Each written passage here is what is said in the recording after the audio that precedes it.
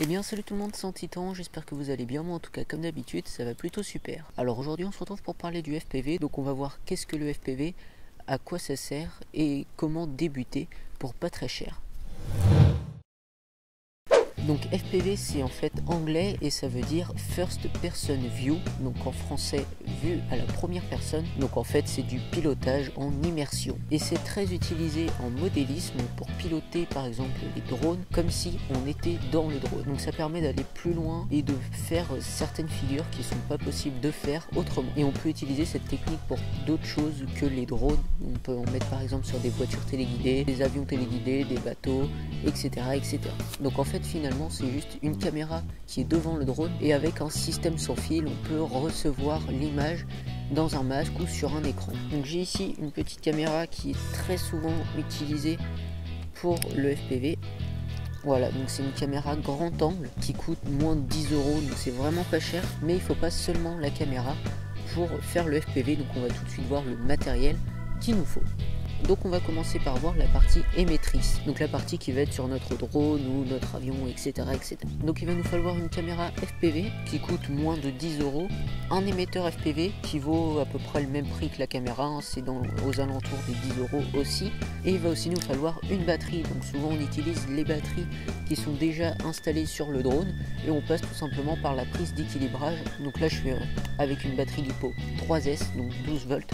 Donc en prenant le fil rouge ici et le fil noir ici, j'obtiendrai du 12 volts pour alimenter ma caméra et mon émetteur FPV. Donc il faut aussi faire très attention parce que certaines caméras fonctionnent en 5 volts.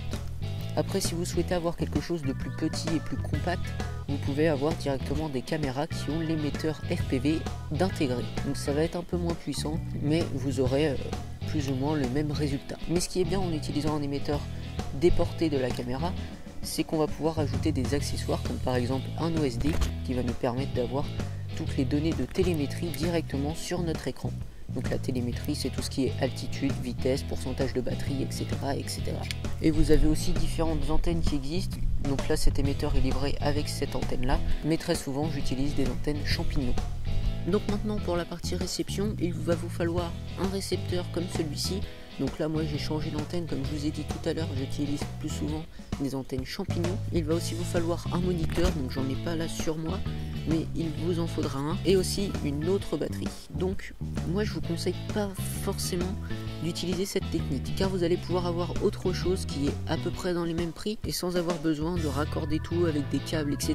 Donc c'est de la marque Eushin, c'est tout simplement un masque FPV. Mais ce masque a une petite particularité, on va voir ça tout de suite. Donc voilà, la nouvelle version donc de 2018 est livrée avec une antenne champignon comme celle-ci. Donc c'est un masque comme vous pouvez le voir, mais il se transforme aussi en écran.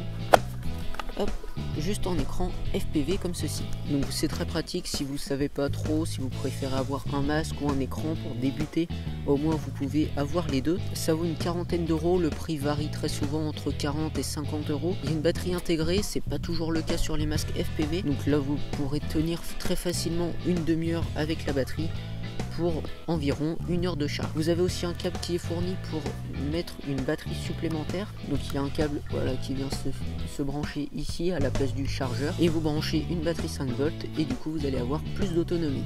Et en plus vous avez même le pas de vis de trépied pour pouvoir le fixer sur un trépied ou directement sur votre télécommande à l'aide d'un petit support qui vaut dans les 3 €. De toute façon je vous mets le lien de tous les produits que je vous présente dans la description. Donc si vraiment le FPV ça vous intéresse, n'hésitez pas à vous abonner car on va en reparler très vite sur la chaîne. Et donc voilà, c'est déjà la fin de cette vidéo, j'espère qu'elle vous aura plu. Moi en tout cas je vous dis à bientôt pour la prochaine.